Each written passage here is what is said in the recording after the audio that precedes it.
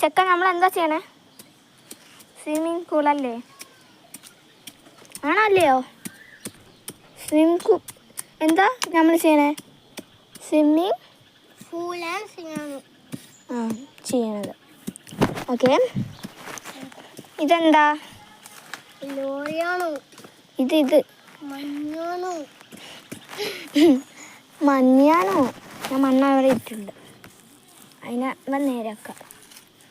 ഇതാണ് ഞങ്ങളുടെ ഡോങ്ക്ലിണ്ട്.